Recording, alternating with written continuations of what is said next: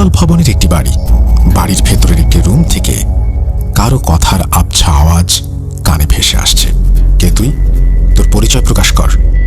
আমি তোকে আদেশ করছি শয়তান, তুই তোর পরিচয় প্রকাশ কর। বিছানার উপরে এক পাশে বসা মেয়েটি এই কথা শুনে পুরুষ কণ্ঠে বিচ্ছিরি কটকট শব্দ করে ধীরে ধীরে হাসতে থাকে। অন্যদিকে যিনি মেয়েটিকে পরিচয় প্রকাশের জন্য আদেশ করছেন, তিনি মেয়েটির এই হাসি কানে পৌঁছানো মাত্রই যেন নিজের ধর্মবিশ্বাসের প্রতি এক চরম অপমান অনুভব করছেন। আর এই অপমানের ফলস্বরূপ তিনি হুঙ্কার দিয়ে চেয়ার থেকে উঠে দাঁড়ান আর তার হাতে থাকা একটি লাঠি দিয়ে সজোরে মেয়েটিকে আঘাত করেন। আঘাত করার সাথে সাথে মেয়েটির চেহারায় এতক্ষণ যতটা শয়তানির রেখা ফুটে উঠেছিল, তার থেকে আরো কয়েক শত গুণ ভয়ঙ্কর হয়ে গেল তার চেহারা। মেয়েটির দাঁত কালো বর্ণ ধারণ করেছে আর শরীরের বর্ণ নীল। এবার তার চেহারায় রাগের ছাপ ছিল স্পষ্ট। সজোরে দাঁতে দাঁত চেপে গড়গড় করতে করতে মেয়েটি তার হাতে থাকা লাঠি দিয়ে ওই ব্যক্তিকে উদ্দেশ্য করে ক্ষীণ আওয়াজে বলে, আমি পিটার। খিরে, চিনতে পারছিস আমাকে? তোর থেকে ভালো আমাকে আর কে চেনে? মেয়েটির মুখে এই কথা শুনে লোকটি যেন প্রচন্ড রাগে ফেটে পড়েন। চুপ করে মেয়েটির দিকে তাকিয়ে থাকলেও তার চেহারা ছিল হিংস্র পশুর মতো এবং সেখানে ছিল রাগের ঘনঘটা। কিন্তু কেন? এই প্রশ্নের উত্তর জানার জন্য আপনাদেরকে একটু সময় অপেক্ষা করতে হবে। আসসালামু আলাইকুম রাসেল ভাই ও প্রিয় শ্রোতাবৃন্দ, কেমন আছেন আপনারা? আশা করছি পরম করুণাময় আল্লাহ পাকের রহমতে আপনারা সবাই অনেক ভালো আর সুস্থ আছেন। আমিও ভালো আছি আলহামদুলিল্লাহ। আমি সিফাত আলম আজ আবার হাজির হয়েছি চট্টগ্রাম থেকে নতুন একটি ঘটনা নিয়ে। ঘটনাটি আমি কালেক্ট করেছি সম্প্রতি বাকিংহাম ইউকে থেকে দেশে ফিরে আসা আমার ছাত্রের খালার কাছ থেকে। ঘটনাটি আমার ছাত্রের খালাতো বোনের সাথে ঘটা এমন একটি ঘটনা যা শোনার পর আমার শরীরের পশম পর্যন্ত দাঁড়িয়ে গিয়েছিল।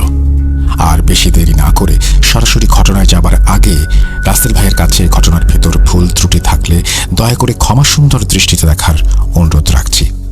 চলুন মূল ঘটনায় যাওয়া যাক। আসসালামু আলাইকুম। অনেক দ্বিধাদ্বন্দ্বের সাথে লড়াই করে আমি আমার মেয়ের করুণ অবস্থার ঘটনাটি বর্ণনা করতে চলেছি।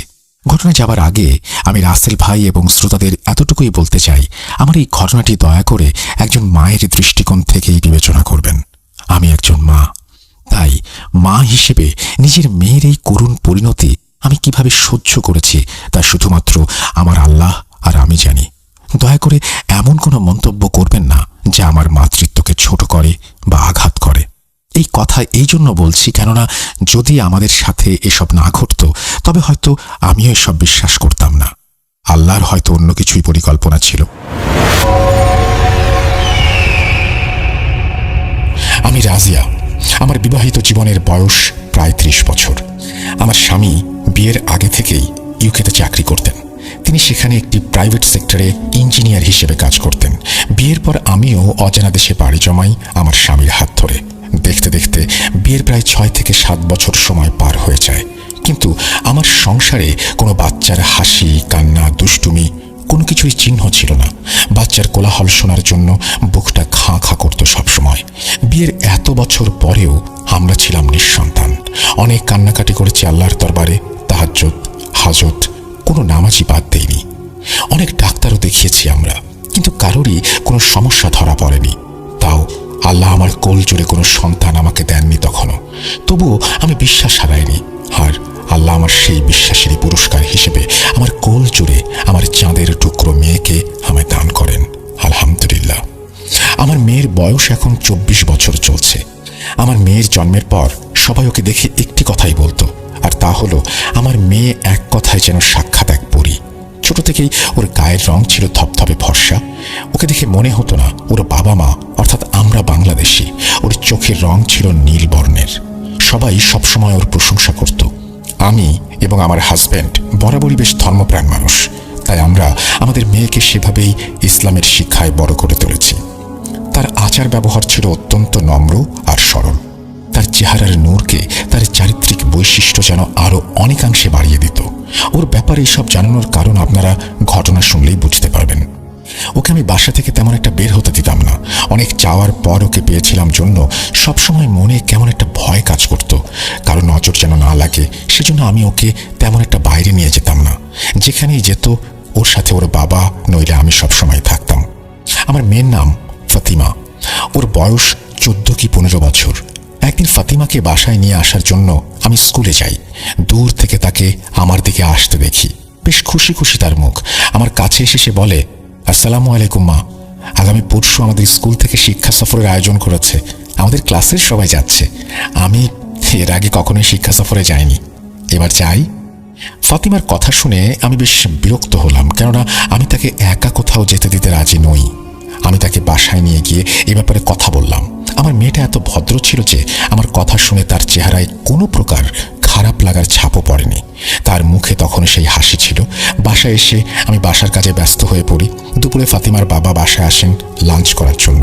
আমি ফাতিমার বাবাকে ওর শিক্ষা সফরের ব্যাপারটা জানাই। আমি এটাও জানাই যে এতে আমার সম্মতি নেই। ফাতিমার বাবা কিছুক্ষণ চুপ করে থাকেন। নীরবতা ভেঙে তিনি বলেন, দেখো রাজিয়া, ফাতিমা ছোট থেকে আমাদের কাছে কখনো তেমন কিছু চায়নি, আর ও যথেষ্ট চাপা স্বভাবের মেয়ে। সহজে কারোর সাথে মিশতে পারে এমন একটা দেখিনি। তুমি ওর মা, হয়তো ওর ভালো ভেবে এই কথা বলেছ, কিন্তু আমি বলি কি, এবার ওকে যেতে দাও।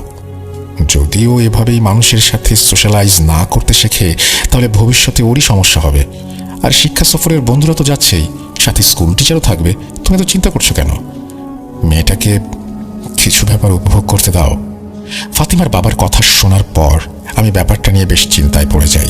আমি অনেক ভাবি, কিন্তু তবুও কেন জানি না রাজি হতে পারছিলাম না। পরদিন স্কুল বন্ধ ছিল। সেদিন দুপুর প্রায় 12টা নাগাদ ফাতিমার 2 বান্ধবী আসে আমার বাসায়। তারা যখন জানতে পারে আমি ফাতিমাকে যেতে দিচ্ছি না, তখন তারা আমার কাছে এসে আমাকে জিজ্ঞেস করে আমি কেন কখনোই ফাতিমাকে কোথাও যেতে দেই না। আর এটা একেবারেই ঠিক না। বন্ধুদের সাথে আনন্দ করার বয়সই তো এটা। তাদের কথা শুনে আমি আমার ভাবনাকে দ্বিতীয়বার সুযোগ দেই।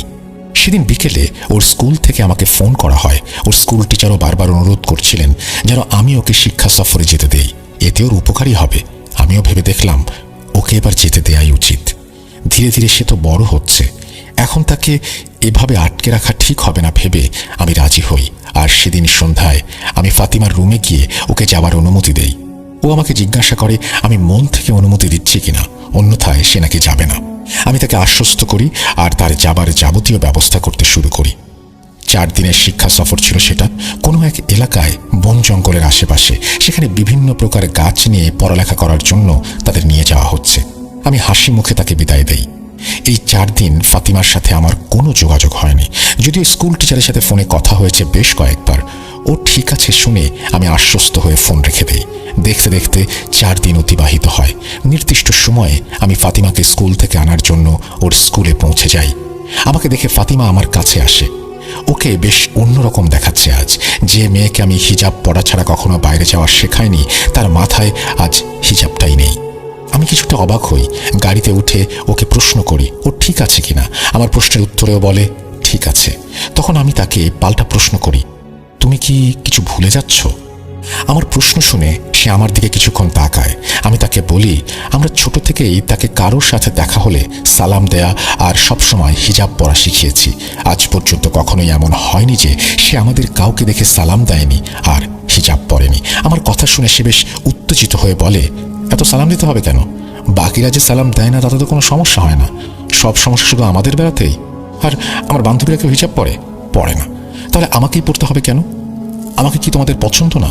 না হলে বলে দাও, আমি অন্য কোথাও চলে যাই। তবুও আমার কাছ থেকে প্রতিবার দেখা হলে সালাম দেবো এই আশা করবে না।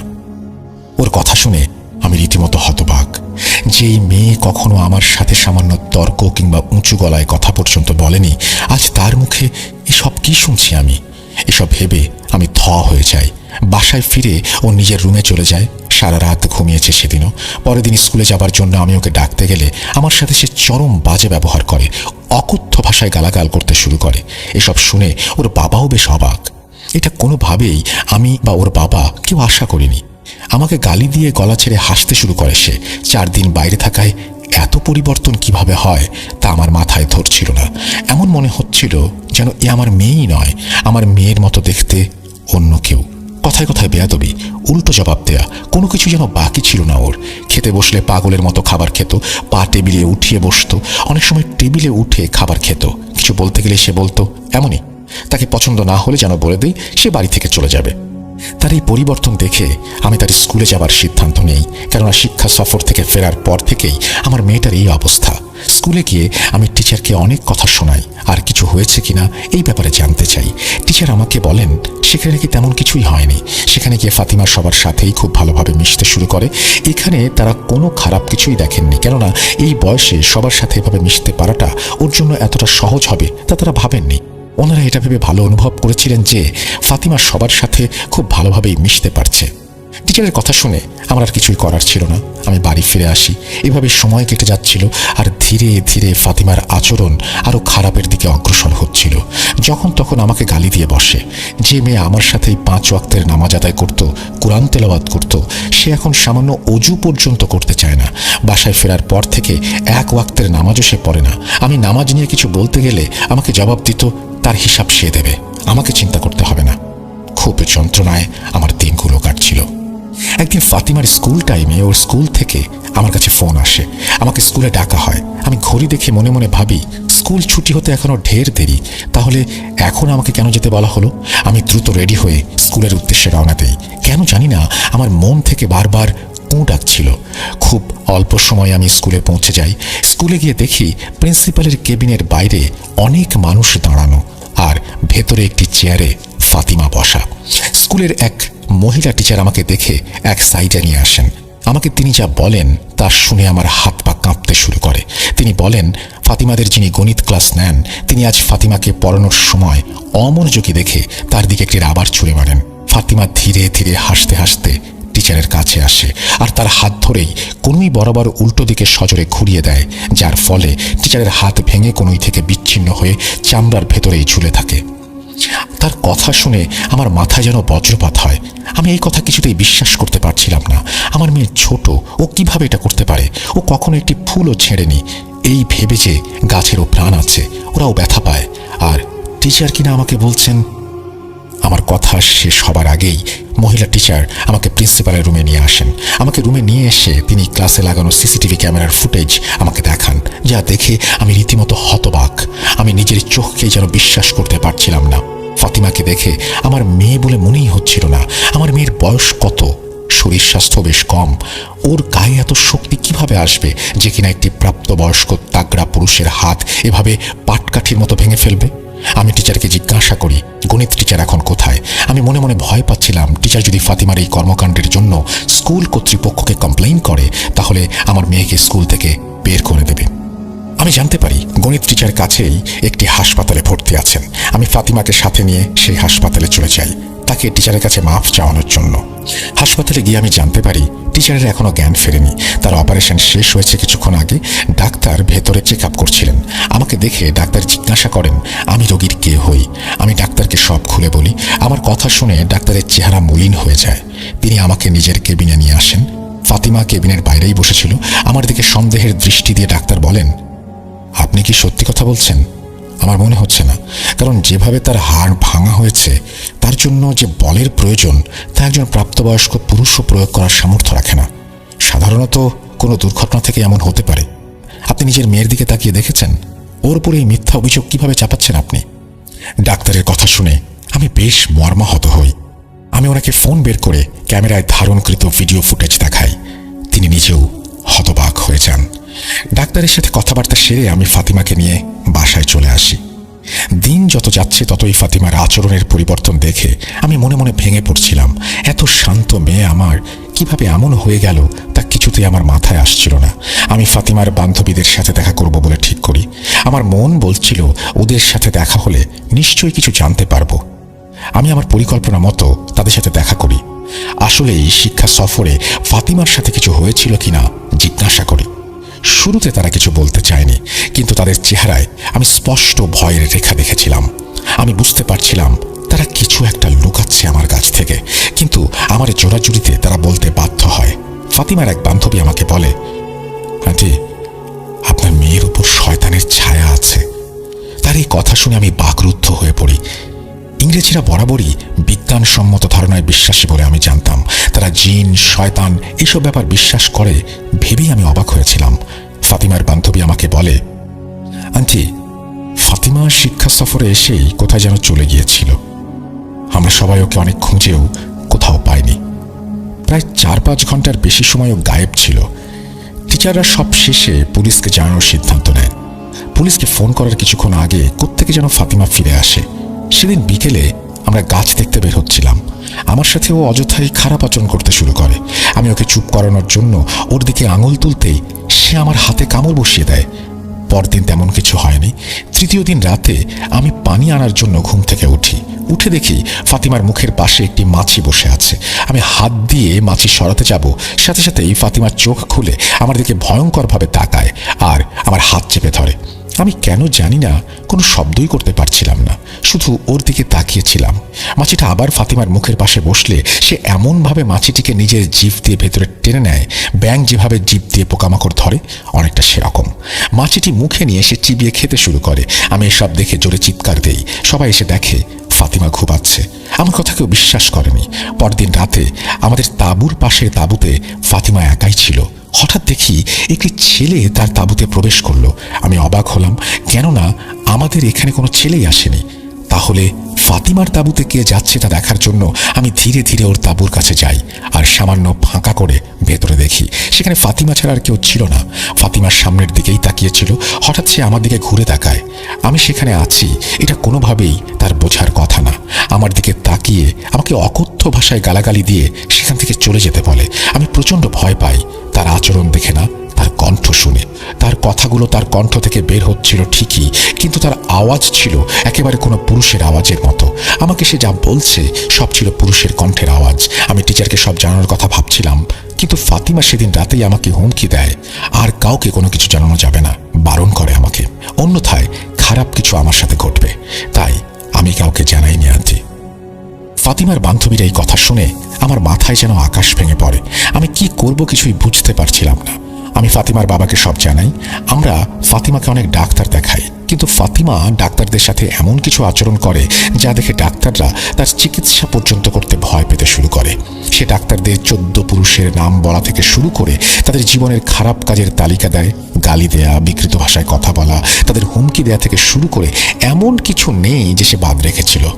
ডাক্তাররা আমাকে পরামর্শ দেন ফাতিমাকে কোনো মানসিক হাসপাতালে নিয়ে যাওয়ার জন্য, কিন্তু আমার মন বলছিল আমার মেয়ে পাগল নয়, নিশ্চয়ই কোনো শয়তানের ছায়া আছে ওর ওপরে। আমি ফাতিমার বাবাকে ওর বান্ধবীর কাছ থেকে যা যা শুনেছি সব জানাই। ফাতিমার বাবা ভালো কোনো হুজুরের সাথে পরামর্শ করার সিদ্ধান্ত নেন, কিন্তু ইউকেতে আমরা তেমন ভালো কোনো আলেম ওলামা খুঁজে পাচ্ছিলাম না। এখানে আমাদের পরিবারের আরও কেউ ছিল না যার সাথে আমরা এইসব ব্যাপার শেয়ার করতে পারি। ফাতিমার বাবা প্রতিদিন সকালে হাঁটতে বের হতেন। সেই সুবাদে তার সাথে এক ব্যক্তির বন্ধুত্ব হয়। সেই ব্যক্তির নাম ছিল হেনরি। হেনরি ছিল বাকিংহামের একটি চার্চের পাদ্রী। তার সাথে ফাতিমার বাবা সব শেয়ার করেন আর তাকে সাহায্য করার জন্য অনুরোধ করেন। যেহেতু আমরা কোনো হুজুর পাচ্ছিলাম না, তাই আমাদের কাছে আর দ্বিতীয় কোনো উপায়ও ছিল না। হেনরি ফাতিমার বাবাকে বলেন তিনি সাহায্য করতে চান, তবে তাকে আগে নিশ্চিত হতে হবে এখানে আসলেই এমন কোনো সমস্যা আছে কিনা যার জন্য এখানে চার্চের হস্তক্ষেপ প্রয়োজন। তিনি সন্ধ্যায় আমাদের বাসায় আসার জন্য অনুমতি চান। ফাতিমার বাবা হেনরির কথায় রাজি হন, কিন্তু এই ব্যাপারে কোনো কিছুই আমার জানা ছিল না। ফাতিমার বাবা আমাকে কিছুই জানাননি। সেদিন দুপুরে আমরা টেবিলে বসে খাওয়া দাওয়া করছিলাম। হঠাৎ ফাতিমা তার বাবাকে উদ্দেশ্য করে বলে, ওই বুড়ো লোকটাকে কেন ডেকেছ? কি করবে এসো? ওর কথা শুনে আমি চমকে যাই। ফাতিমার বাবার হাতে থাকা চামচ মাটিতে পড়ে যায়। ফাতিমার বাবা ওকে বলেন, তিনি তো কাউকে বাসায় ডাকেননি, আর ফাতিমা কার কথা বলছে সেটাও তিনি বুঝতে পারছেন না। বাবার কথা শুনে ফাতিমা বলে, এত নাটক করার কি আছে? কাকে ডেকেছ তুমি ভালো করেই জানো, ওই যে বুড়ো পাদ্রী, কি যেন নাম? হেনরি। হেনরি, ওকেই তো ডেকেছ। আচ্ছা ঠিক আছে, আসুক, ওকেও দেখে নেব। আর হ্যাঁ শোনো, সুযোগ পেলে ওকে বলে দিও যেন আরো 4-5 জন লোক সাথে নিয়ে আসে। ও তো নিজে এখান থেকে যেতে পারবে না। তাই আর কি। ফাতিমা তার বাবার সাথে অনেক বেশি বেয়াদবি করে কথা বলছিল। আমাদের দুজনের এসব দেখার শোনা ছাড়া আর কোনো কিছুই করার ছিল না। ওর চেহারায় আমরা শয়তানের উপস্থিতি ভালোভাবেই টের পাচ্ছিলাম। সত্যি কথা বলতে ফাতিমার আচরণ দিন দিন এত বেশি ভয়াবহ হয়ে উঠেছিল যে রীতিমতো ওকে আমরা ভয় পেতাম। আর সেদিনের খাবারের টেবিলে বলা ওর কথা শোনার পর আমরা আরো ভয় বেশি পাই। আমাদের ভয়ের পরিমাণ বেড়ে যায় সেদিনের পর থেকে। কেননা সেদিনই প্রথম আমি ওকে কোনো পুরুষ কণ্ঠে কথাগুলো বলতে শুনি। নিজের কানকেই যেন বিশ্বাস করতে পারছিলাম না। আমি ওর বাবার দিকে তাকিয়ে চোখের পানি ফেলছিলাম। আমাকে দেখে ফাতিমা কটকট শব্দে হাসি দিয়ে টেবিল থেকে উঠে হেলতে দুলতে নিজের রুমে চলে যায়। ফাতিমার বাবা আমাকে শান্ত করেন। তিনি বলেন, ফাতিমার উপর শয়তানের ছায়া আছে তা পরিষ্কার, আর শয়তানের কাজ মানুষকে ভয় দেখানো। কারণ ভয় দেখিয়েই সে তাদের ভুল পথে নিয়ে যায় এবং ভুল পথে চালনা করা সহজ হয় তার জন্য। তিনি আমাকে শক্ত হতে বলেন। তিনি বলেন, সন্ধ্যায় পাদ্রী সাহেব আসবেন, তিনি ফাতিমাকে দেখবেন, ইনশাল্লাহ কোনো না কোনো রাস্তা ঠিকই দেখবেন। সেদিন বিকেলে আমি আমার মাকে ফোন করি। আমার মা বাংলাদেশে থাকতেন।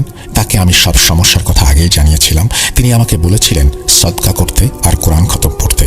আমি সবই করেছি। সবশেষে আমি মাকে জানাই, বাসায় আমরা এক পাদ্রীকে ডেকেছি, কেননা আমরা কোনো হুজুর খুঁজে পাইনি। আমার মা আমার কথাগুলো শুনে আমার উপর রাগ দেখাতে শুরু করলেন। তিনি বললেন, হুজুর পাসনি জন্য পাত্রীর সাহায্য নিবি তাতে আমি বারণ করছি না, কিন্তু তুই তো মুসলিম, তুই নিজে একবার চেষ্টা করে দেখতে পারলি না? 4 কুলার আয়াতুল কুরসি পড়ে মেয়ের গায়ে ফুঁ দিয়ে দেখেছিস? একবার চেষ্টা করে দেখ। তুই মুসলমান, তোর কাছে কোরআন আছে, সেগুলো কাজে না লাগিয়ে আগেই অন্য লোকের কাছে কেন যাচ্ছিস? মায়ের কথা শুনে আমি বেশ লজ্জাবোধ করছিলাম। ঠিকই তো বলেছেন মা, আসলেই তো আমি এসব চেষ্টা করার কথা একবারও ভাবিনি কেন। মনে মনে নিজেকে বেশ অপরাধী মনে হচ্ছিল।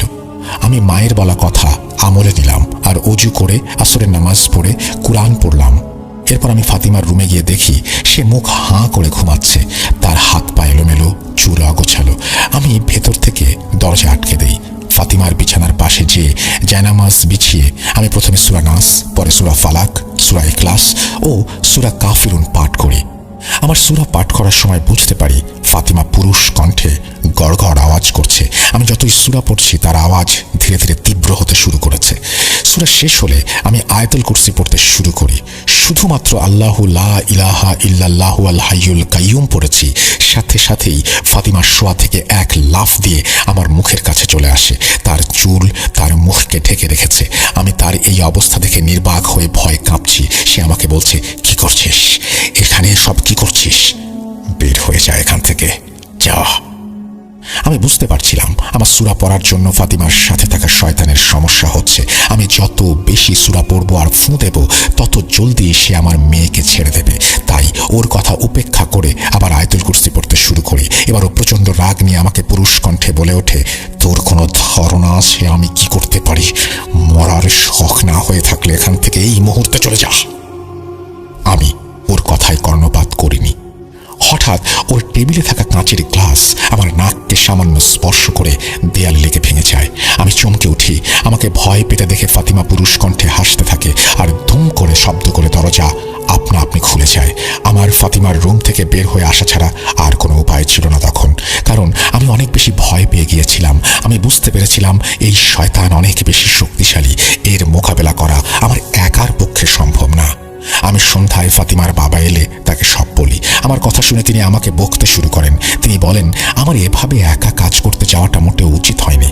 এতে আমার বড় ধরনের ক্ষতি হতে পারে, মৃত্যু পর্যন্ত হতে পারে। ফাতিমার বাবার কথা শুনে আমি কান্নায় ভেঙে পড়ি আর ভাবতে শুরু করি আমার একমাত্র মেয়ের সাথে কেন এমন হচ্ছে, কোন কুক্ষণে আমি ওকে বাইরে যাবার অনুমতি দিয়েছিলাম। এসব ভেবে আমার কান্না যেন বেড়েই চলছিল। ফাতিমার বাবা আমাকে যথাসম্ভব সান্ত্বনা দেন। তিনি বলেন, পাত্রী সাহেব আসলে কিছু একটা সমাধান বের হয়ে আসবে ইনশাল্লাহ। সন্ধ্যা থেকে রাত পর্যন্ত আমি আর ফাতিমার বাবা খাবার টেবিলে বসেই কাটিয়ে দেই আর বারবার ঘড়ির দিকে তাকাতে থাকি পাদ্রী সাহেবের অপেক্ষায়। পাদ্রী সাহেব রাত প্রায় 9:30 দিকে আমাদের বাসায় আসেন। বাসায় আসার পর আমি আর ফাতিমার বাবা তাকে ফাতিমার রুমে নিয়ে যাই। ফাতিমার রুমে যাবার সাথে সাথেই ফাতিমা পুরুষ কণ্ঠে বলে, কি রে বুড়ো, এসেছিস? কেন মরার জন্য এখানে এসেছিস বলতো? এই বয়সে সব মানায়? এখনো সময় আছে, চলে যায় এখান থেকে। ফাতিমার কথা শুনে পাদ্রী বলেন, কে তুই? এই মেয়েকে কেন তো জ্বালাতন করছিস? বল, তোর পরিচয় প্রকাশ কর। আমি তোকে আদেশ করছি, শয়তান, তুই তোর পরিচয় প্রকাশ কর। এসব কথা শুনে ফাতিমা হাসতে হাসতে বলে, আমি পিটার। কিরে, চিনতে পারছিস আমাকে? তোর থেকে ভালো আমাকে কে চেনে? পাদ্রি এই নাম শুনে ব্যাপক রাগান্বিত হয়। তিনি বলেন তার সাথে নাটক না করতে, কারণ পিটার তারই বাবার নাম।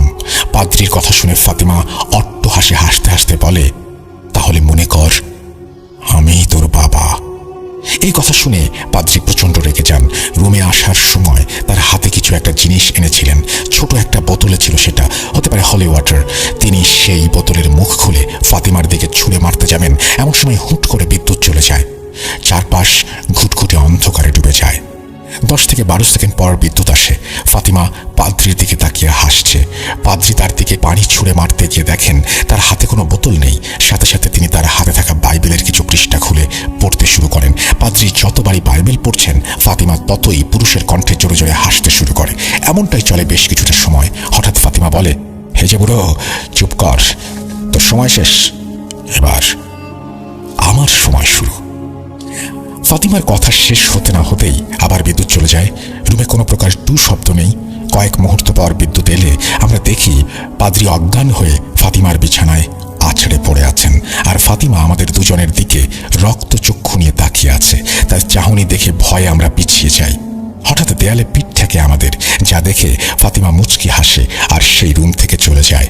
ফাতিমার বাবা হাসপাতালে ফোন করে অ্যাম্বুলেন্স ডাকেন আর চার্চেও ফোন করেন। ততক্ষণে আমাদের মনে জমা ভয়ের বাদল থেকে বজ্রপাত শুরু হয়েছে। পাদ্রি এখানে চার্চের কোনো অফিসিয়াল কাজে আসেননি। তার কিছু হয়ে গেলে সেই দোষ ফাতিমার ঘাড়ে এসে পড়বে। কি করব কিছুই বুঝে উঠতে পারছিলাম না। প্রিয় লিসেনার্স, আমি আপনাদের কাছে আন্তরিকভাবে দুঃখিত। আজ আমি ঘটনাটি সম্পূর্ণ করতে পারছি না। ব্যক্তিগত আর পেশাগত কাজের চাপে সম্পূর্ণ ঘটনা লেখা আমার পক্ষে সম্ভব হয়ে ওঠেনি। আমি সাধারণত ঘটনা পার্ট করে কম পাঠাই। আমি কথা দিচ্ছি, এই ঘটনার দ্বিতীয় পার্টের জন্য আপনাদের খুব বেশি দিন অপেক্ষা করতে হবে না। আশা করছি খুব জলদি আপনাদের কাছে ঘটনার দ্বিতীয় পর্ব নিয়ে হাজির হব। ততদিন সবাই ভালো থাকুন, সুস্থ থাকুন আর ভূত.com-এর সাথেই থাকুন। আপনাদের সবার কাছে পুনরায় ক্ষমা চেয়ে আজকের মতো বিদায় নিচ্ছি। আল্লাহ হাফেজ। এই বলে সিফাত তার ঘটনা শেষ করেছেন। মানে শেষ করেননি, ঘটনাটি আসলে চলমান রয়েছে। আশা করছি সেকেন্ড পার্ট খুব দ্রুত চলে আসবে, আপনারাও শুনতে পারবেন। আমিও অপেক্ষায় আছি, কারণ এত টান টান উত্তেজনাপূর্ণ একটি ঘটনা এর দ্বিতীয় পর্ব না শোনা পর্যন্ত আসলেই ভালো লাগবে না। তো আমরা অপেক্ষা করবো এবং সিফাতকে আমি অনুরোধ করব, সিফাত যত দ্রুত সম্ভব এই ঘটনাটি আমাদের সাথে শেয়ার করুন। আমরা চলে যাব আমাদের পরবর্তী ঘটনায়।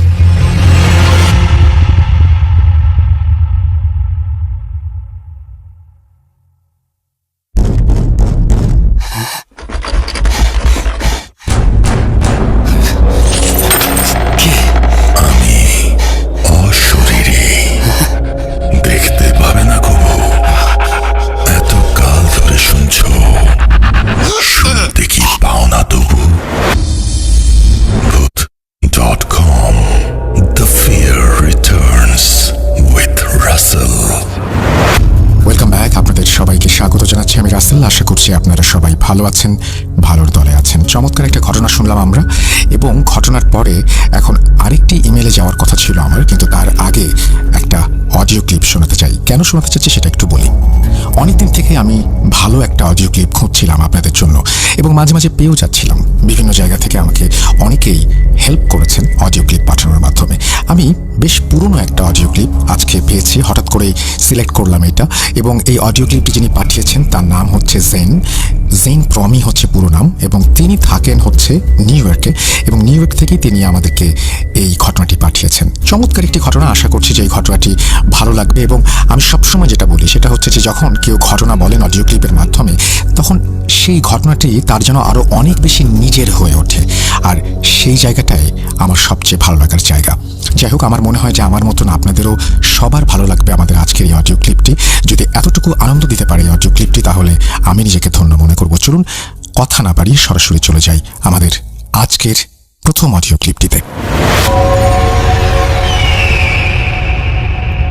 আসসালামু আলাইকুম রাসেল ভাই, আশা করি আপনি এবং আপনার টিম সবাই ভালো আছেন। আমি আপস্টেট নিউ ইয়র্ক থেকে বলছি, কিন্তু প্রাইভেসির কারণে আমার নাম এবং এক্সাক্ট লোকেশন রেকর্ডিংয়ে দিচ্ছি না, কিন্তু ইমেইলে আমার নাম, ফেসবুক আইডি সব দেওয়া আছে। আমার আজকের স্টোরিটা যদি আপনাদের কাছে ভালো লাগে তাহলে অবশ্যই আমাকে জানাবেন।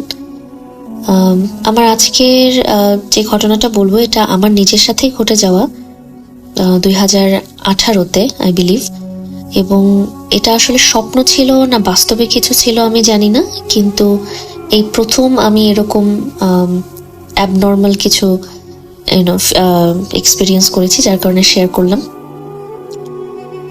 ঘটনাটা ছিল 2018-তে একটা উইন্টারের টাইমে। তখন আমি একটা বেসমেন্ট ভাড়া নিয়েছিলাম, আমার হাজবেন্ড এবং আমি। তো আমার হাজবেন্ড এয়ারপোর্টে জব করতো, ও সকাল 4:30টার মধ্যে বের হয়ে যেত, আর আমি জব করতাম একটা অ্যাডমিনিস্ট্রেটিভ কোর্টে। তো এটা অফিসিয়াল আওয়ার, যেটা 8 to 4 এরকম থাকতো। তো আমি 7টার দিকে বাসা থেকে বের হতাম। আমি বরাবরই আসলে খুবই ভীতু প্রকৃতির একটা মেয়ে। ও চলে যাওয়ার পরে সমস্ত রুমের লাইট জ্বালিয়ে দিতাম, মানে একদম বাথরুম থেকে শুরু করে কিচেন থেকে শুরু করে সব লাইট আমি জ্বালিয়ে তারপরে একটু ন্যাপ নিতাম। আবার মাঝে মাঝে যদি ঘুম না আসতো তাহলে একটু স্ক্রোলিং, ফেসবুক এগুলো করতাম, অ্যান্ড দেন উঠে রেডি হয়ে চলে যেতাম। এটাই আমার রেগুলার একটা রুটিন ছিল। কিন্তু যেদিনের ঘটনা, ওই দিন আমার হাজবেন্ড চলে গেল এবং আমি দরজাটা বন্ধ করে আমি সব রুমের লাইট জ্বালালাম, এসে শুলাম। এবং আমি ভাবছিলাম যে কখন উঠবো, দেরি হয়ে যায় কিনা, বাস পাই কিনা। তো এটা চিন্তা করতে করতে আমি একটু তন্দ্রার মতো লেগে আসছি, কিন্তু আমি কমপ্লিটলি ঘুমাই নাই, এবং এটা আমি ফিল করতে পারতেছিলাম বিকজ আমি আমার লাইট দেখতেছিলাম, আমি চিন্তা করতেছিলাম যে আমি কি পরে যাব, কখন উঠবো, টাইম হলো কিনা, বিভিন্ন ধরনের চিন্তা। তো ঠিক কিছুক্ষণ সময় পরে আমার কাছে মনে হলো যে আমার ঘরের ভিতরে কেউ ঢুকছে, মানে মেইন ডোর দিয়ে কেউ ঢুকছে। তো আমি ভাবছি আমার হাজবেন্ড হয়তো আসছে, ও লস্ট অ্যান্ড ফাউন্ডে কাজ করতো, ওর হয়তো চাবিটা বাসায় রেখে গেছে কিনা, এই জন্য হয়তো আসছে। তো আমি শুয়ে শুয়ে ওর জন্য ওয়েট করছি যে ও এসে হয়তো দেখা করে যাবে বা কিছু। অনেকক্ষণ হয়ে গেছে কিন্তু সে ভিতরে আসতেছে না। তো আমি আবার ভাবলাম যে ওকে আবার ফায়ার করে দিল কিনা, কারণ এইখানে জবে তো আসলে যে কোনো সময় ফায়ার করে দেয়। তো ও আপসেট কিনা, এই জন্য ভিতরে আসতেছে না, না কি হইলো, এটা চিন্তা করতে করতে হুট করে দেখলাম যে আমার হাজবেন্ডের মতোই কেউ ভিতরে ঢুকলো এবং হেঁটে হেঁটে আমার মুখের সামনে আসলো এবং ঘাটটা একটু বাঁকা করে সে আমাকে দেখলো যে আমি ঘুমাচ্ছি কিনা। এবং আমি দিব্যি মনে আছে যে আমি আমার হাজবেন্ডের সাইড থেকে যে লাইটটা জ্বলছে, মানে আমার যে রুমের লাইটটা আমি দেখছি, হাজবেন্ডকে দেখছি, ফিল করতে পারছি যে রুমে কেউ আছে। কিন্তু ও যখন ঘাটটা ঘুরে আমাকে দেখলো এবং মানে পরে যখন চলে যাচ্ছে, তখন আমার মনে হলো যে না, এটা আমার হাজবেন্ড না। হঠাৎ করে কেন জানি অটোমেটিক আমার মনে হলো যে না, এটা আমার হাজবেন্ড না। তো যেই ছিল সে আবার আমার মুখের সামনে থেকে যে আমার পা যেদিকে, এইখানে বসলো। এবং আমার মনে আছে আমি ওকে দেখতেছি এবং আমি আয়াতুল কুরসি পড়া শুরু করলাম। তখন আমার ঠোঁট নড়তেছে, আমি তখনও লাইটটা দেখতেছি। তা আমি আয়াতুল কুরসি পড়তে পড়তে যখন শেষ হয়নি, মাঝখানে গেলাম আমি আয়াতুল কুরসি পড়ার, ঠিক তখনই যে ব্যক্তিটা বা যেই ছিল এখানে সে বলে উঠলো, পড়িস না রে, পড়িস না। মানে রাসেল ভাই, এই জিনিসটা শোনার জন্য তো আমি প্রস্তুত ছিলামই না, বিকজ আমি ভাবছিলাম যে আমি স্বপ্ন দেখছি, কিন্তু অ্যাকচুয়ালি আমার ঠোঁট নড়তেছে এবং আমি দিব্যি কথাটা শুনলাম যে সে বলল, পড়িস না রে, পড়িস না। সাথে সাথে আমার ঘুম বা মানে যেভাবে ছিলাম আমি উঠে বসলাম। উঠে বসে আমি আমার পায়ের এই জায়গাটা ধরলাম যে আসলে কেউ ছিল কিনা, দেখলাম। অনেকক্ষণ স্থির হয়েছিলাম কারণ আমি মুভ করতে পারছিলাম না যে এটা কি হলো আমার সাথে। আগে তো কখনো এরকম আমি কোনো কিছুই এক্সপিরিয়েন্স করিনি। আমি যদিও খুব ভীতু, কিন্তু মানে মাঝে মাঝে মনে হতো যে একটু কি এক্সপিরিয়েন্স করলে ভালো হতো, বা যদি এরকম কেউ সামনে আসতো। তো ওই দিন হঠাৎ করে এক্সপিরিয়েন্স হওয়ার কারণে আমি এতটাই ভয় পাইছিলাম যে আমি আসলে কিছুই বলতে পারছিলাম না। তো তারপরে যাই হোক, আমি জানি যে আমার জব আছে, আমার বের হতে হবে। তখন আনুমানিক 6টা এরকম বাজে, 6টা 6:30। আমি যেই বেসমেন্টটা ভাড়া নিয়েছিলাম, যে বাড়িটা, এই বাড়ির উপরের যে আন্টি, উনিও চলে গেছে তখন। উনি জব করতে ওনার ছেলে মেয়েকে নিয়ে। আমি জানি যে পুরা বাড়ি তখন ফাঁকা, আমার হেল্প চাওয়ারও কিছু নাই। তা আমি উঠে কোনো রকম জাস্ট ব্রাশটা করলাম, আমার ড্রেস সামনেই ছিল, আমি ড্রেসটা পরে এক দৌড়ে ভাইয়া আমি বাসা থেকে বের হয়ে গেছি। এবং একদম দৌড়টা আমার স্টপ হয়েছে বাস স্টপে, যে আমি যেখান থেকে বাস নিতাম ওইখানে। তো বাস স্টপে যেয়ে আমি কিছুক্ষণ থেমে আমি আমার হাজব্যান্ডকে ফোন দিলাম যে তুমি কি বাসায় আসছো? তখন সে বলতেছে না, আমি তো এয়ারপোর্টে র্যাম্পে আমি হাঁটতেছি, কাজ আছে। কেন, কি হয়েছে? তা আমি বললাম যে না, কিছু না। তখন আমি ওকে কিছুই বলি নাই, বাট আমি ওকে আবার জিজ্ঞেস করলাম যে তুমি কি কোনো কারণে চাবি নিতে বা কোনো কারণে কি তুমি বাসায় আসছিলা যাওয়ার পরে? ও বললো যে না, আমি তো আসি নাই। তো যাই হোক, আমি ওকে আর তখন কিছু বলি না, আমি আস্তে করে ফোনটা রেখে আমি ওই দিন আর্লি অফিসে চলে গেছি। এবং এখন পর্যন্ত আমি জানি না যে আসলে ওইটা আমার কি ছিল, আমি কি দেখলাম, বাট আমার ওই আওয়াজটা যে পড়িস না রে পড়িস না, এই আওয়াজটা এখন আমার কানে বাজে। এরকম জিনিস আমি এখন পর্যন্ত আর কোনোদিন এক্সপিরিয়েন্স করিনি। তো এই জন্যই আপনাদের সাথে শেয়ার করলাম। যদি ভালো লাগে অবশ্যই সবার সাথে শেয়ার করবেন এবং সিলেক্ট হলে আমাকে জানাবেন ভাইয়া। আমার কাছে আরও কিছু ছোট ছোট কিছু গল্প আছে, যদি এটা সিলেক্ট হয় তাহলে আমি পরবর্তীতে ওইগুলো আবার পাঠাবো। ভূত.com এর জন্য অনেক অনেক শুভকামনা। আমি একজন রেগুলার লিসেনার, তো আশা করি ইন ফিউচার আরও কোনো গল্প আপনাদেরকে দেব। ভালো থাকবেন, আল্লাহ হাফেজ ভাইয়া।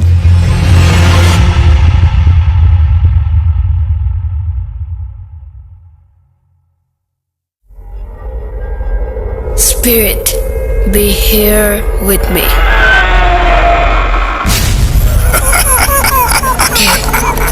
কে তুমি?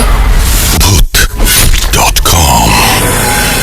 The fear returns with Russell.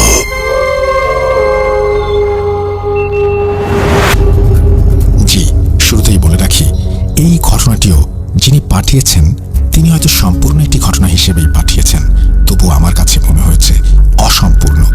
কিছু কিছু ঘটনা শোনাতে আমি অস্বস্তি বোধ করি, কারণ কিছু কিছু ঘটনার বিশ্বাসযোগ্যতা নিয়ে আমার মনের ভেতরে নানান ধরনের সন্দেহের তৈরি হয়। আমি অনেক ভেবে সেই ঘটনাগুলো যখন বাদ দিই, তখন আবার দেখি যে অনেকেই এই টাইপের একই ধরনের ঘটনা লিখছেন এবং অনেকে এই টাইপের ঘটনা পছন্দ করেন।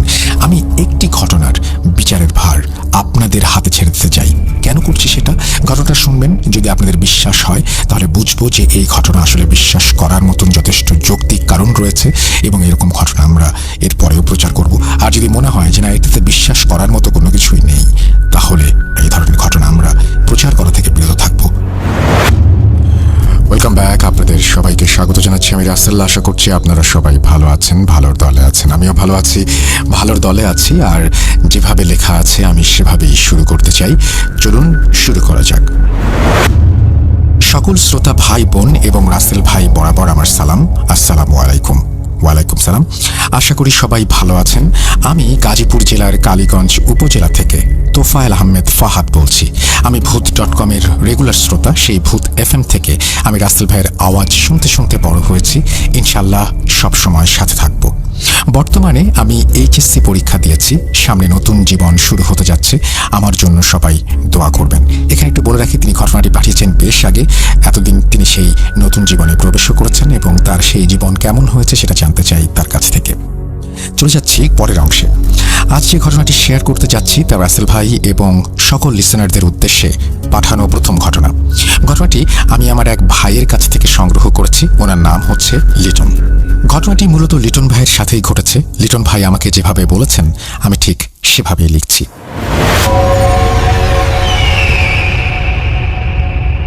ঘটনাটি আমাদের গ্রামের পাশের এক গ্রামে ঘটেছে। গ্রামটি নোয়াখালী জেলায় অবস্থিত। একদিন বিকেলে আসরের নামাজের পর আমার কাকার সাথে এক চায়ের দোকানে বসি। ঠিক সেই মুহূর্তে চাচা খবর পায় যে দূরের এক গ্রামে একটি মেয়ে গলায় দড়ি দিয়ে আত্মহত্যা করেছে। আমি লাশ দেখতে একটু বেশি কৌতূহলী হই, তাই আমি চাচাকে অনেক জোর করে বলার পর তিনি যাওয়ার জন্য রাজি হন। গ্রামটি ছিল অনেক অদ্ভুত আর আমার জন্য একটি অজানা গ্রামও বটে। গ্রামে মানুষজন খুবই কম বসবাস করত, অনেক দূরে দূরে মানুষের বসবাস। তো সেই মৃত বাড়িতে যেতে যেতে আমাদের সন্ধ্যা হয়ে যায়। তখন মাগরিবের সময় ছিল। ওদের বাড়ির পাশে একটি মসজিদ ছিল। নামাজ পড়ে আমি আর চাচা সেই বাড়িটিতে প্রবেশ করি। বাড়িটি ছিল বাউন্ডারি করা। গেট দিয়ে প্রবেশ করার সাথে সাথেই আমরা মৃত লাশটি দেখতে পাই। তখন আমরা অবাক হই অনেক, কারণ লাশটির সাথে কেউ ছিল না। পরে আমরা ঘরের ভেতরে প্রবেশ করে আরও অবাক হই, কারণ ঘরের সবাই একসাথে চুপ হয়ে বসে আছে। কেউ কারোর সাথে কোনো কথা বলছে না। আর রান্নাঘরে কয়েকজন রান্না করছিল। তখন ঘরে প্রবেশ করতেই একজন আমাদের কাছে এসে আমাদের পরিচয় জানার উদ্দেশ্যে প্রশ্ন করেন এবং এখানে আসার কারণ সম্পর্কে জানতে চান। পরে বললাম যে আমরা অমুক গ্রাম থেকে এসেছি লাশটি দেখতে। তখন সেখান থেকে এক ব্যক্তি চাচাকে চিনে ফেলে এবং আমাদের দিকে এগিয়ে এসে ভারী গলায় বলে, আপনাদের এখানে আসা উচিত হয়নি। এখন এসেই যখন গিয়েছেন, বসুন, আর যাই ঘটুক না কেন ভয় পাবেন না আর চিৎকার চেঁচামেচি করবেন না। তখন আমরা বসে মেয়েটির মৃত্যুর ব্যাপার জানতে পারলাম। মেয়েটি বাড়ির পেছনে এক আমড়া ফলের গাছের সাথে গলায় দড়ি দিয়ে আত্মহত্যা করেছে। আত্মহত্যার কারণ ছিল টাকা। মেয়েটির স্বামী বিদেশ থাকত। বিদেশ থেকে মেয়েটির স্বামী মোটা অঙ্কের টাকা পাঠিয়েছিল জমা করে রাখতে, কিন্তু তার লোভী ভাইয়েরা টাকার খবর জানতে পেরে তার বোনের কাছ থেকে নানাভাবে লাভের লোভ দেখিয়ে টাকাগুলো ধার নেয়। পরে মেয়েটির স্বামীর দেশে ফেরার সময় ঘনিয়ে আসে এবং সে তার ভাইয়ের কাছ থেকে টাকা আনতে চায়, কিন্তু তার ভাইয়েরা টাকা নেয়ার কথা অস্বীকার করে এবং কোনো টাকা দেবে না বলে জানিয়ে দেয়। মেয়েটি তার স্বামীকে কি জবাব দেবে এই ভয় এবং তার ভাইদের অমানবিক আচরণে ভেঙে পড়ে একরকম নিজেকে শেষ করার জন্যই ফাঁসি নিয়ে আত্মহত্যা করে। তারা আরও জানায় যে লাশটি গাছ থেকে নামিয়ে আনার পর থেকেই তাদের বাড়িতে অদ্ভুত ঘটনা ঘটা শুরু হয়েছে। দিনের বেলায় টিনের চালের ওপর বিকট আওয়াজ এবং লাশ উঠে বসে পড়া ইত্যাদি ঘটনা ঘটেই চলেছে। পরে মসজিদ থেকে ইমাম সাহেব এসে কিছু দোয়া এবং পানি পড়া ছিটিয়ে যাওয়ার পর লাশের উঠে বসা বন্ধ হয়। দাফন রাতেই সেরে ফেলার সিদ্ধান্ত নেয় সবাই। এশার নামাজের পরে সবাই বাড়ি ফেরে এবং একসাথে ঘরের ভেতর সমবেত হয়। ঠিক সেই মুহূর্তে টিনের চালে আবার সেই আগের মতো বিকট আওয়াজ হতে থাকে এবং বোঝা যায় যে বিশাল কোনো দেহের প্রাণী চালটি ভেঙে ঘরে প্রবেশ করার চেষ্টা করছে। বিশ্বাস করেন রাসেল ভাই, তখন আমার ভেতর যে কি পরিমাণ ভয়ের আবির্ভাব ঘটেছে তা ব্যক্ত করার মতো না। সবাই খুব ভয় পেয়েছিল এবং সবাই সিদ্ধান্ত নেয় যে রাতে দাফন করবে না। সে রাতেও কেউ ঘরের বাইরে যায়নি। লাশটি পাহারা দেওয়ার জন্য থানা থেকে 2 জন পুলিশ সদস্য আসে। আমি আর চাচা সেই বাড়িতেই থেকে যাই। পরদিন সকালে আমরা ঘুম থেকে উঠে দেখি লাশটি খাটিয়াতে নেই, নিচে মাটিতে উপুর করে শোয়ানো। আর পুলিশ 2 জনও নেই। একজনকে বাড়ির সামনে পুকুর পাড়ে, অপরজনকে বাড়ির পেছনে আমড়া গাছের সাথে ঝুলানো অবস্থায় পাওয়া যায়। সে ছিল তখন অচেতন। তার মুখে পানি দিয়ে তার জ্ঞান ফেরানো হয় এবং তাদেরকে রাতের কথা জিজ্ঞেস করা হলে তারা কিছুই বলতে পারে না। তারপর ইমাম সাহেব এসে লাশটি উঠিয়ে যত তাড়াতাড়ি সম্ভব জানাজা দিয়ে দাফন করতে বলেন। তখনই জানাজা শেষ করে দাফনের জন্য কবরস্থানে নিয়ে যাওয়া হয়। তবে ইমাম সাহেব লাশটিকে কবরস্থানে দাফন করতে বারণ করেন, কিন্তু পরিবারের লোকজনের আকুতি মিনতিতে ইমাম সাহেব বলেন, আচ্ছা ঠিক আছে, আপনাদের যখন ইচ্ছা। লাশটি দাফনের জন্য কেউই কবরে নামতে রাজি ছিল না, কারণ ফাঁসি দেওয়া লাশ, তাই কেউই সাহস করতে পারছিল না। তো আমি আবার একটু সাহসী, তাই আমি বললাম আমি নামব। আমি আর আমার চাচা আর মেয়ের পরিবারের একজন কবরে নামি এবং লাশটিকে নামাই। আমি ছিলাম লাশের পায়ের দিকে। যখন একটি গিট খোলা হলো, মুহূর্তের মধ্যে লাশটি এক ঝটকায় কেমন যেন উঠে পড়ে। চরমভাবে ভয় পেয়ে যাই আমরা। যেহেতু আমি পায়ের কাছে ছিলাম, লাশটি একদম আমার সামনে উঠে পড়ে। সেই মুহূর্তের জন্য আমি মোটেও প্রস্তুত ছিলাম না। আমার চোখের সামনে এক ফাঁসি দেয়া মরা লাশ, আমার মুখোমুখি সে। জঘন্য অনুভূতি এতটাই ভয়াবহ ছিল যে আমি সহ্য করতে পারিনি, জ্ঞান হারাই। তারপরে আমার জ্ঞান ফেরে দুপুরে। আমার জ্ঞান ফেরার পর এর মধ্যে ঘটে যাওয়া ঘটনা আমি চাচার মুখে শুনি। তার ভাষ্যমতে আমি বেহুঁশ হয়ে যাওয়ার পর কবর থেকে আমাকে বের করে নিয়ে আসা হয় এবং ইমাম সাহেব দোয়া পড়ে লাশটিকে ফু দিলে তা আবারও স্বাভাবিক অবস্থায় ফিরে আসে। কথায় আছে যে আত্মহত্যাকারী লাশ মাটিও গ্রহণ করে না। আবার তা ছিল এক কবরস্থান যেখানে এমন লাশ দাফন করানোটা একদমই উচিত না বলেই মনে করেছিলেন ইমাম সাহেব। তো লাশটিকে দাফন করে বাড়ি ফেরার সময় কবরস্থান থেকে অনবরত হাজার মানুষের কণ্ঠস্বর ভেসে আসে।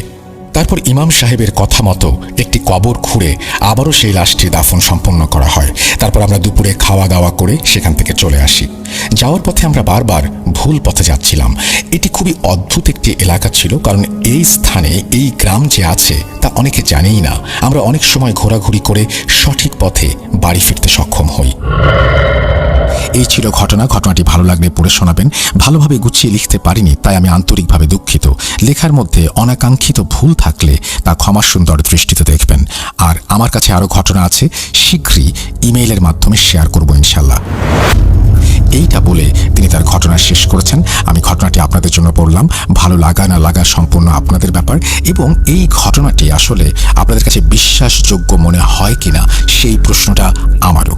যদি বিশ্বাসযোগ্য হয় তাহলে আমাদের জানাবেন, আর যদি বিশ্বাসযোগ্য না হয় তাহলে আমি অনুরোধ করব যিনি ঘটনাটি পাঠিয়েছেন তিনি যেন এর সপক্ষে যথার্থ ব্যাখ্যা দাঁড় করান।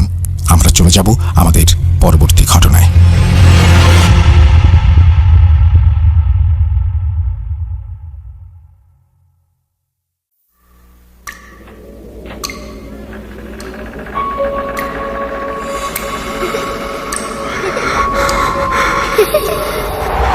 লুকোচুরি খেলবে?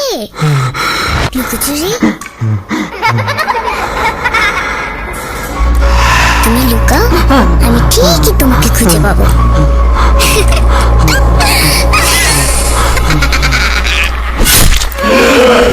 Booth.com with Russell. Welcome back. আপনাদের সবাইকে স্বাগত জানাচ্ছি, আমি রাসেল। আশা করছি আপনারা সবাই ভালো আছেন, ভালোর দলে আছেন। আর 255তম এপিসোড শুনছেন আপনারা। যদি ভালো লাগে তাহলে প্রথম থেকে শেষ পর্যন্ত আজকের এপিসোডের সাথেই থাকবেন। আপনাদের সবার কাছে রিকোয়েস্ট যে যারা শুনছেন তারা অবশ্যই আমাদের ইউটিউব এবং ফেসবুকের সাথে সংযুক্ত হবেন, আমাদের ইউটিউব চ্যানেলটি সাবস্ক্রাইব করবেন এবং ফেসবুকের সাথে সবসময় কানেক্টেড থাকবেন। যে কোনো প্রশ্নের উত্তর আপনি পেয়ে যেতে পারেন আমাদের মডারেটরকে জাস্ট ইনবক্স করার মাধ্যমেই। আমি চলে যাচ্ছি আমাদের পরবর্তী ঘটনায়। আসসালামু আলাইকুম রাফিয়া, আশা করি আপনি ভালো আছেন এবং সর্বদা ভালো তলে থাকেন। আমরা সবাই জানি।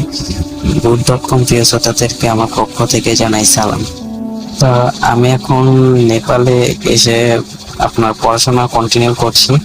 আর আমার সাথে ঘটে যায় আপনার কি 2019 সালে একটি সত্য ঘটনা, ভয়ানক। তখন আমি ক্লাস 10-এ এইচএসসি পরীক্ষা দিয়ে সবে মাত্র গ্রামে গিয়েছি। তো আমার গ্রামটা হচ্ছে নেত্রকোনা জেলার বাবুইডহর এলাকার নামটা, আর যে জায়গাটাতে পড়েছে সেটা বলেছি ভাইয়া, কোনো সমস্যা নেই। তো আমার সাথে যে ঘটনাটা ঘটে সেটা হচ্ছে, আমি গ্রামে যাওয়ার পরে অনেকদিন ঘোরাঘুরি করে, তো যখন ঘুরে আপনার কি আসবো তখন দেখি রাত 3টা বাজে। তো আমরা সবাই বাসায় আসার কিছুক্ষণ আগে দেখি একটা বামুন টাইপের একটা লোক আসতেছে আমাদের তাকিয়ে।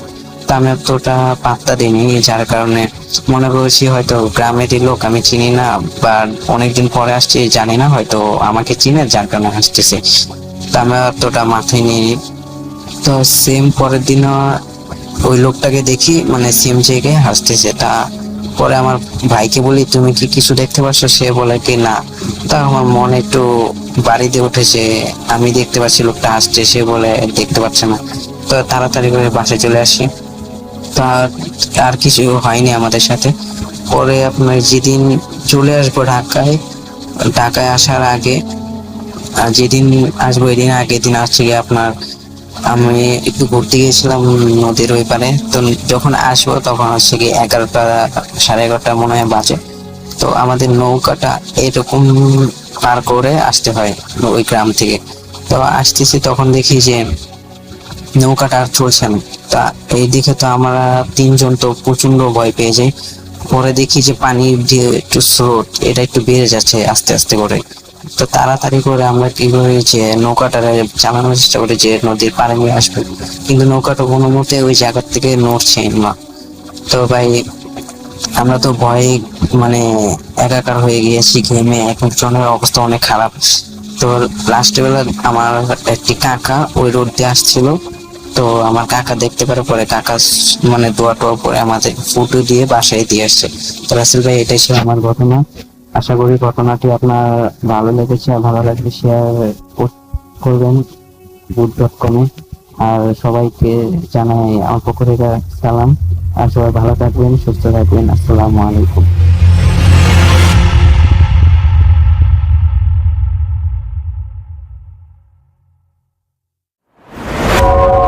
আবারও রাতের আঁধারে ভয়ের রাজ্য ফুঁড়ে ফিরেছি সেই পুরনো সুরে। বিশ্বাস করা বা না করা আপনার ব্যাপার, but the old music comes alive. Booth.com, the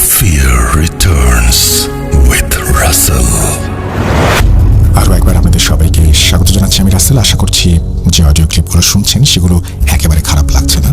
কারো কারো কাছে হয়তো ভালো লাগছে, কারো কারো কাছে হয়তো মানে অনেক সময় হয় কি যে অডিও ক্লিপ ভালো হবার পরেও একটা ফরম্যাট হয়তো আপনি পছন্দ করেন, সেই ফরম্যাটটা হয়তো মিট করে না, তখন আপনার ভালো লাগে না। যাই হোক, আমি চেষ্টা করব আপনাদের পছন্দ মতো অডিও ক্লিপ আপনাদের সামনে উপস্থাপন করতে সব সময়ের জন্যই, এবং আপনাদেরও সহযোগিতা চাইব যেন আপনারাও আপনাদের চারপাশে যারা বলতে পারেন তাদের ঘটনাগুলো সংগ্রহ করে আমাকে পাঠান। আমরা চলে যাচ্ছি আমাদের পরবর্তী ঘটনায়। আসসালামু আলাইকুম রাসেল ভাই, আমার নাম মোহাম্মদ আরিফ, আমি নারায়ণগঞ্জ থেকে বলতেছি। কথায় আছে, মানুষ বলে যদি কোনো মানুষকে জিনে আসর করে বা জিন তার উপর ভর করে, যেটা বলা হয় গ্রাম্য ভাষায়, তখন নাকি সেই মানুষটার কোনো হুঁশ জ্ঞান কিচ্ছু থাকে না। অ্যাটলিস্ট যখন জিনটা চলে যায় তখন নাকি তার কোনো মনে থাকে না সেই মানুষগুলার। সো কেন জানি না, মানে আমার সাথে ঘটে যাওয়া যে ঘটনাটা, অ্যাটলিস্ট আমাকে নিয়ে আমার সাথে ঘটে যাওয়া যে ঘটনাটা, কেন জানি আমার সব কিছু কি হয়েছিল, কি ঘটেছিল, সব কিছু আমার মনে আছে এবং এমনকি এখনো মনে আছে। সো আমি এখনো বুঝতে পারতেছি না এটা কেন হচ্ছে। সো মূলত ঘটনায় ফিরি। আমি নারায়ণগঞ্জের নবীগঞ্জের এই পাশে থাকতাম, আশেপাশেই থাকতাম। মূলত এলাকার নামটা বলতে চাচ্ছি না, আশেপাশেই থাকতাম। তখন মানে আমাদের এখানে এলাকার সাইডে একটা মানে সারাবাড়ি আছে না, সারাবাড়ি বলে তো, একটা সারাবাড়ি আছে। মানে সেই সারাবাড়িটা প্রচন্ড পরিমাণে ভয়ানক, মানে পরিত্যক্ত বাড়ি যেটাকে বলা হয়। প্রচন্ড ভয়ানক। ওইখানে দিনের বেলাও কেউ যাইতে চায় না। তো আমি, আমার বড় বোন আর আমার ছোট ভাই, আমরা তিনজনে মানে ওই সারাবাড়ির পাশেই একটা বড় সড়ো বিল আছে। ওইখানে আমরা বিকাল হলে খেলাধুলা করতাম ছোটবেলায়। তখন আমার বয়স প্রায় রাসেল ভাই 9 থেকে 10 বছর হবে। তখনকার ঘটনা আমার এখনো মনে আছে, এমন কি মনে হচ্ছে যে আমার সাথে এই তো 2-3 দিন আগে ঘটছে, এরকম ভাবে আমার স্পষ্ট মনে আছে। বুঝতে পারছেন? তো যাই হোক, তখন আমরা যখন খেলতে যাই মতন মানে সবার কাছেই শুনছি যে এই মানে পরিত্যক্ত বাড়িটা খুবই ভয়ানক। দিনের বেলাও মানুষ চাইতে ভয় পাইতো। তো কেন জানি না, আমি না ওই সারা বাড়িটা নিয়ে অনেক ভাবতে শুরু করলাম। ওই খেলা অবস্থায়, মাঠের মধ্যে খেলা অবস্থায়, তখন হঠাৎ করেই না আমার চোখ দুইটা চোখের উপর নজর পড়লো। দেখলাম যে ওই সারা বাড়িতে মানে পরিত্যক্ত বাড়িতে ফুটবল আছে না, ফুটবলের সাইজে, ফুটবলের মতো দুইটা বড় বড় মানে চোখ দুইটা লাল টুকটুকা হয়ে রয়েছে। তো এই জিনিসটা দেখা আবার চোখের মনি আছে না, চোখের মনিগুলোও দেখা যাইতেছে, কিন্তু চোখগুলা ফুটবলের মতো বড় বড়। তো এই জিনিসটা দেখি আমি না মানে অবাক হয়ে যাই, তাকায় আছি ইচ্ছা। তখন আমার বন্ধু তো কি হয়েছে, তুই ওইদিকে তাকাবি সত্যি। আচ্ছা, আমি আমার বোনকে বললাম, বোন দেখ ওইখানে না চোখের মতো দেখা যাইতেছে, লাল চোখের মতো। পরে আমার বড় বোনও সেম একই দৃশ্য দেখলো, যে আসলে মানে দুইটা চোখ দেখা যাইতেছে বিশাল বড় বড়। তারপর আমরা ওইখান থেকে, আমার বড় বোন আমার বলতেছে চল আমরা এখান থেকে চলে যাই, এখান থেকে ঠিক হবে না। তারপর আমরা ওইখান থেকে চলে যাই।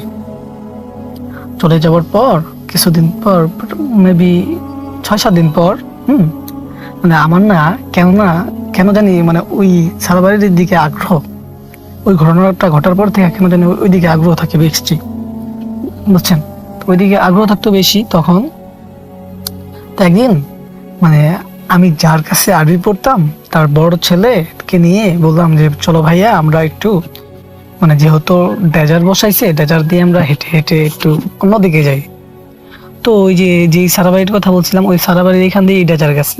তো আমার মনে উদ্দেশ্য আমি ওইখান দিয়ে যাব। আমার মনে উদ্দেশ্য ছিল আমি ওইখান দিয়ে যাব। তারপর যাই হোক যেতেছিলাম মতন, তখন আমারে ওই বড় ভাই বলতেছে যে এইখানটা তো ভালো না, এখান দিয়ে যাওয়াটা ঠিক হবে না, চল আমরা বাসায় ফিরে যাই। আমি বলতেছি যে ভাই এত দূর আইছি, চলো একটু যাই। পরে সে বললো আচ্ছা ঠিক আছে। তারপর না আমরা সাথে ছিলাম 3 জন, মানুষ ছিলাম 3 জন, আমি, আমার ফ্রেন্ড আর আমার ফ্রেন্ডের বড় ভাই, ঠিক আছে। তো আমরা 3 জন যেতেছি মতন, ফ্রেন্ডের বড় ভাই সবার আগে, তারপরে হচ্ছে আমার ফ্রেন্ড, আর সবার লাস্টে ছিলাম আমি। তখন তখন আর কি আমি ওই যখন ডেজার্টটার ওইখানে হাঁটতেছি, হ্যাঁ, ডেজার্টের সাথেই ওই সারাবাড়িটা, আর সারাবাড়ির লগে যে ডেজার্টের সাথে আরেকটা লগে হিজল গাছ, মানে যেটাকে এক কথায় ভয়ানক একটি গাছ বলা হয়, যে গাছে নাকি খারাপ জিনিস থাকে, হিজল গাছ। তো আমি যখন হিজল গাছটা ক্রস করব, তখনই না মানে আমি কেন জানি মানে মনে হলো যে পা ফসকে পড়ে গেছি, হ্যাঁ, পড়ে যেতে পেরেছি। তখন আমি না আমার পিছন দিয়ে 2 হাত দিয়ে পিছন দিয়ে আমি গাছটা ধরে ফেলছি, তখন আর পড়ে নেই। তো এই জিনিসটা দেখে সবাই অবাক হইলো, কি তুই, আমরা ঠিক মতো এলাম, তুই পড়ে যেতে লইছিলি? তো হাসতে হাসতে আবার হাঁটতে নেমো। তখন যেই আমি হিজল গাছটা আবার ক্রস করতে রয়েছি, তখন এবার আমি পুরোপুরি পানিতে পড়ে গেছি। আমার কাছে এমন মনে হলো যে কি আমাকে ধাক্কা মারছে পিছন থেকে। তো ধাক্কা মারছে এমন লাগলো, তো আমি এবারকে আর গাছটাও ধরতে পারিনি, ডাইরেক্ট পানিতে পড়ে যাই। তবে পানি বেশি ছিল না, কমর পর্যন্ত ছিল, মাজা পর্যন্ত পানি ছিল। তারপর আমি মানে উঠলাম, উঠার পরে পরে আমি আবারও যাইতে থাকলাম। ও একটা কথা বলে নেই রাসেল ভাই, যখন আমাকে মানে আমি পড়ে যাই, আমার কাছে মনে হলো যে কেউ আমাকে ধাক্কা দিছে। তখন আমি একটা জিনিস অনুভব করতে পারছি, যখন আমাকে ধাক্কা দিছে তখন আমার শরীরের মধ্যে যেন একটা গরম হাওয়া, গরম একটা বাতাস আমার শরীরের ভিতর প্রবেশ করলো। গরম একটা বাতাস যেন আমার শরীরের মধ্যে প্রবেশ করলো। তখন আমার কাছে কেমন জানি লাগতেছিল। তো আমি এত কিছু ভাবি নাই। তখন আমি আবার বলতেছি চলো ভাইয়া, চলো যাই আমরা, সামনে আবার একটা পুকুর আছে, পুকুরের মধ্যে অনেক বড় বড় মাছ আছে, মাছগুলো দেখবো না। তারপর আমার বড় ভাই বলতেছে যে না, ওইখানে যাওয়া লাগবে না, চলো আমরা বাসায় চলে যাই। তো পরিস্থিতি তুমি পানিতে পড়ে গেছো, এমন লক্ষণ ভালো দেখতেছি না। তারপরে আর কি করলাম, তার কথা মেনে আমরা বাসার দিকে রওনা দিলাম। তো বাসায় চলে গেলাম স্বাভাবিক। তো মানে তখন যে আমি আমার উপর যেন মানে ওইটা অ্যাটাক করে ফেলছে, হ্যাঁ, আমার উপর যেন ভর করে ফেলছে, আমি কিন্তু টের পাইনি। তারপর দুপুরবেলা আমরা মানে গোসল করব, ঠিক আছে। তো গোসল করব এমন মতো অবস্থায়, মানে আমার বন্ধু বান্ধব যারা আছে, তাদের সাথে আমরা মানে ছোটবেলায় ফাইট খেলতাম, মারামারি খেলতাম মজা করে। তো আমরা মারামারি করতেছিলাম, এক পর্যায়ে আমি না মানে আমার বন্ধুকে টাচ করি, এত জোর টাচ করি না, জাস্ট আস্তে আমি তারে এমনি ঘুষা মারি। কি বলবো রাসেল ভাই, আমি এই জিনিসটা দেখার পর রীতিমতো অবাক। আমি তাকে মানে আস্তে করে ঘুষা মারলাম, আর সে আমার থেকে কমসে কম 10 হাত দূরে গিয়ে পড়লো, 10 হাত দূরে গিয়ে পড়লো। এই জিনিসটা দেখে সবাই আমরা যতগুলো ছেলে ছিলাম সবাই অবাক হয়ে গেলাম। আর আমি তো বলতেছি আমার মধ্যে সুপার পাওয়ারে চলে আসছে, তো মানে মানে একটা কি অবস্থা, হ্যাঁ। আমি ভাবতেছি আমার মধ্যে সুপার পাওয়ারে চলে আসছে। তো এটা নিয়ে ফাইজলামি করতে করতে তো যখন সন্ধ্যা হয়ে আসলো, তখন আমার অবস্থা খুবই খারাপ যাচ্ছিল। মানে আমার কাছে মনে হচ্ছে যে আমার ভিতরে কেউ আছে, আমার ভিতরে কেউ আছে, আমার শরীরটা ভার লাগতেছিল। তারপর মানে কেমন জানি নিজের কাছে নিজের মানে অনেক রাগান্বিত লাগতো, এরকম ফিল হইতেছিল। তখন আমি না আমার আম্মুকে বলতেছি যে আমার সাথে না কেমন জানি লাগতেছে। আমরা বলতেছি কি হয়েছে, আমি বললাম যে এমন যে অমুক জায়গায় গেছিলাম, যাওয়ার পর থেকে ওইখানে পড়ে যাওয়ার পর থেকে আমার কাছে না একটা গরম একটা হাওয়া আমার শরীরের মধ্যে লাগলো, তারপর থেকে আমার কেমন জানি লাগতেছে। অ্যাটলিস্ট আমি আমার বন্ধুকে ফাজলামো করে আঘাত করছি, আর সেই আঘাতে সে এক থেকে কমসে কম 10 হাত দূরে চলে গেল। মানে মনে হলো যে আমার ভিতরে কোনো শক্তি আছে। এইটা বলছি মতন বিশ্বাস করবেন রাসেল ভাই, আমার আম্মু তো কাঁদতে শেষ, অনেক কান্না করতেছিল। তারপর আমাকে সোজা কবিরাজের কাছে নেওয়া হয়। তো কবিরাজের কাছে যখন যাই, তখন কবিরাজ আমাকে দেখেই বুঝে যায় যে আমাকে খারাপ একটা মানে জিন আসর করছে। তো তারপর আমাকে কি বলবো রাসেল ভাই, আমার সাথে কি কি ঘটছে, কি কি করছে কবিরাজ, আমার সব মনে আছে, সব, এভরিথিং ইজ ওকে, সব মনে আছে। তো সবকিছুই মনে আছে। তারপর হচ্ছে গিয়ে আমাকে শোয়ানোর পর মানে অনেক মানুষ দেখলাম ভিড় হয়ে গেছে, দেখলাম অনেক মানুষ এসে আমাকে দেখার জন্য,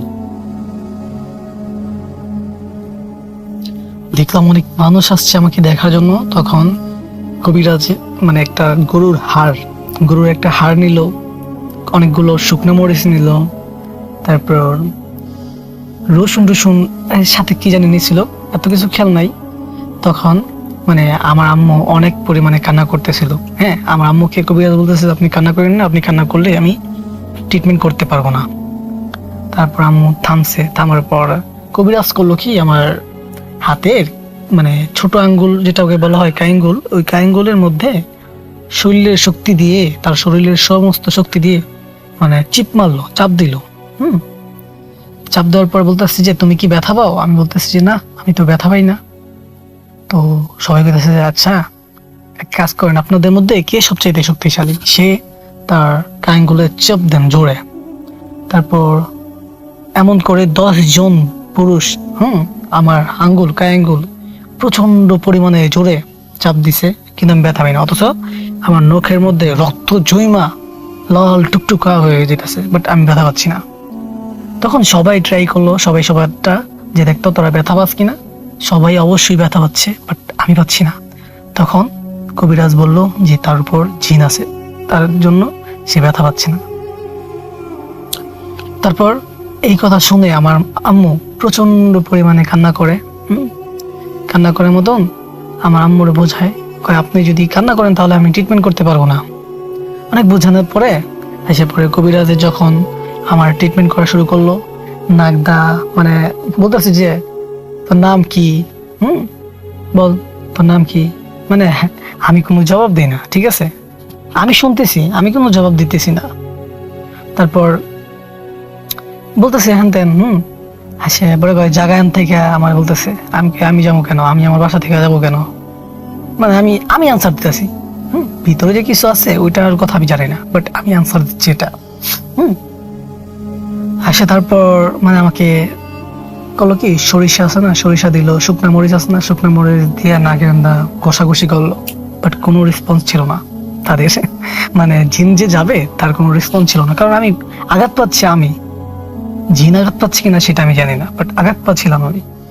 তখন আমার আম্মু প্রচন্ড পরিমাণে কান্না করে, আর কান্না করার অবস্থায় তখন কবিরাজ নারাজ হয়ে আমার আম্মুকে বলে আপনার সন্তান নিয়ে যান, আমি ট্রিটমেন্ট করতে পারবো না। তারপর যাই হোক অনেক বোঝানোর পরেও কবিরাজ মানলো না, আমাকে আর ট্রিটমেন্ট করে নেই। সেদিন রাত্রেই আমাকে নিয়ে মানে আমাদের এইখানে একটা মেয়ে কবিরাজ আছে, যাকে এক কথায় পাগলনি বলে সবাই, মানে সবাই তাকে পাগলনি বলে ডাকে, চেনে, পাগলনি বললেই চেনে। তো তার কাছে নিয়ে যায়। বিশ্বাস করবেন রাসেল ভাই, আমি জানি না ওটা কি ছিল, বাট যখন আমাকে তার রুমে নিয়ে যায় আমি দেখলাম তার রুমের মধ্যে একটা কবর, মাজার টাইপের। আর মহিলাটা মানে এত বিশ্রী টাইপের ছিল, মহিলাকে দেখে আমি ভয় পেয়ে গেছি। অ্যান্ড অ্যাটলিস্ট মহিলার রুমে যখন যাই তার আধা ঘন্টা কি 1 ঘন্টার মতন আমার কিছু মনে ছিল না। হ্যাঁ, আধা ঘন্টা 1 ঘন্টার মতন আমার কিছু মনে নাই। এই 1 ঘন্টার মধ্যে আমার সাথে কি হয়েছে তার কিছু মনে নাই, বাট এতটুকু মনে আছে সে আমাকে বলছিল ওই কবরের মধ্যে সেজদা দিতে বলছিল। হ্যাঁ, আর বলছিল, আর আমার মানে মুগদা ইচ্ছা মতো, নাগদা কান্দা ইচ্ছা মতো সরিষার তেল ঢুকাইতেছিল। আর যখন সরিষার তেল ঢুকাইতেছিল নাগদা চোখদা কান্দা, তখন আমার প্রচন্ড পরিমাণে যন্ত্রণা হচ্ছিল।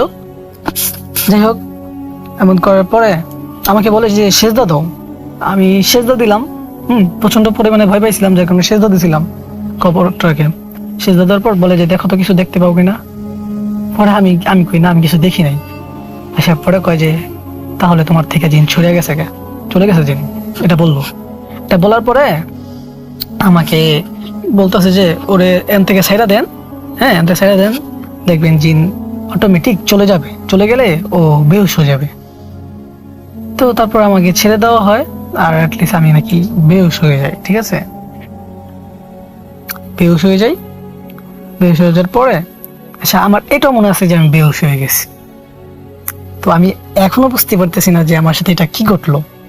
আমার আজও পর্যন্ত মনে আছে যে আমার সাথে এই জিনিসগুলো ঘটছে। ঠিক আছে, তো এই ঘটনাগুলো ঘটলো। তো আপনি এটা মানে আপনার কাছে আমি জানতে চাই, যদি আপনি এটা বুঝেন বা দর্শকরা বুঝে যে এটা কি আদৌ আমার সাথে এটা কি ঘটলো, এটা কি কাকতালীয় ছিল? মানে আমার সাথে যে ঘটছে এটা তো আমি জানি, বাট আমার কাছে মনে হয় যেন এটা কাকতালীয় ছিল। তো এই ছিল আমার ঘটনা। ভালো লাগলে সবাইকে শোনাবেন। ভালো থাকবেন। আসসালামু আলাইকুম, খুদা হাফেজ।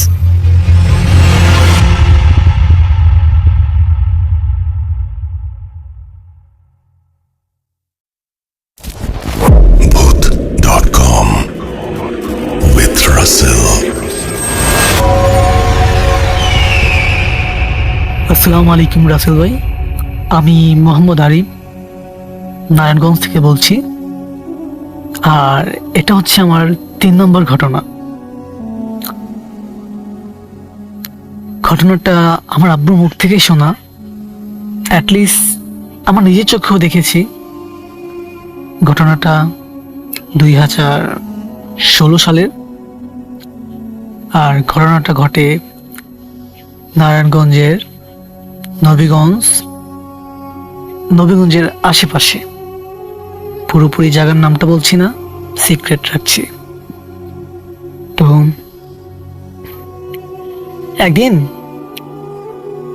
একদিন মানে আমাদেরই এক কাজিন আমাদের বাড়িতে আসে। আমরা তখন বাসা বাড়িতে থাকতাম, মানে আমার ফুপিদের বাসাতে থাকতাম ভাড়াটিয়া হিসাবে। তো আমাদের ফুপিদের বাসায় আমাদের এক কাজিন আসে, মানে ফুপিদের কাজিন মানে তো আমাদের কাজিন। তো আসে মানে সে ভাইয়া যখন আসে তখন ভাইয়া রাস্তাতে মানে একটা কুকুরকে মানে একটা রুটি দিছিল। ঠিক আছে, তো ওই রুটিটা খেয়ে কুকুরটা ওই ভাইয়ার সাথে সাথে চলে আসে, মানে আমাদের বাসায় চলে আসে। তো সে ভাইয়াটা মানে রীতিমতো একটু অবাক হলো যে একটা কুকুরে খানা দিলাম আর কুকুরটার সাথে সাথে আমার ভক্ত হয়ে গেল, আমার সাথে চলে আসলো। বিষয়টা অদ্ভুত হলো, তার কাছে অনেক ভালো লাগতেছিল। সে একটা মানে বিনা পোষ মানায় একটা কুকুর পেয়ে গেল, তাই না? তো সে যখন আসলো তার কুকুরটার সাথে আসার পর সেই কুকুরটা না মানে প্রচন্ড পরিমাণে পাইচারি করতেছিল, মানে এদিকে মানে যাইতেছিল, আর বালুর মধ্যে কি যেন একটা খুঁজতেছিল। বালুর মধ্যে খালি মানে শুনতেছিল কিছু একটা খুঁজতেছে। তো এই জিনিসটা দেখে আমরা সবাই অবাক হয়ে যাই যে কি খুঁজতেছে। তারপর কুকুরটা মানে আমাদের ঘরটা আছে না, আমাদের ঘরের পেছনের থেকে প্রায় 10 থেকে 15 ফিট দূরতে যাওয়ার পর সে বালুর মাঠটা মানে বালুগুলা খুঁজতে থাকে। খুঁজতে প্রায় যখন 1 থেকে 1.5 হাত 1 থেকে 1.5 হাত পর্যন্ত খোদার পরে দেখে মানে একটা জামা, আর ওই জামাটা আমার জামা ছিল। গত মানে কোরবানির ঈদে মানে রোজার ঈদে আমার এই জামাটা কিনে দিয়েছিল আম্মু। মানে 2 মাসও হয় নাই জামাটা আমাকে কিনে দিয়েছিল। আর ওই জামাটা মানে ছেঁড়া, কে যেন ছিঁড়ে ওই বালুতে পুঁতে রাখছিল। ঠিক আছে, তবে মানে এমন ভাবে ছিঁড়ছে যদি কোনো মানে দক্ষ কোনো হেল্পার, যারা গার্মেন্টসে কাজ করে, মানে হেল্পার তাদের কথা বলছি, যদি কোনো হেল্পার মনোযোগ সহকারে ওই যে যখন মানে সিলিটা তারা ভুল করে দেয়, তখন সিলিটা আবার খোলে না, সুতাগুলা সেম বাই এরকম ভাবে খুলছে হাতাগুলা, শুধু হাতাগুলা, জামা কিন্তু ছিঁড়ে নাই, জাস্ট হাতাগুলা ছিঁড়ছে, হাতাগুলা ছুটাইছে। যে জায়গাগুলা জোড়া দেয় না ওই জায়গাগুলা ছুটাইয়া সে মানে বালুর মধ্যে রাখছিল। কে রাখছে এটা আমরা কেউ জানি না। অথচ এই জামাটা আমার ছিল মানে গোসলখানা আছে না, গোসলখানা, টিনের গোসলখানা তো ছিল।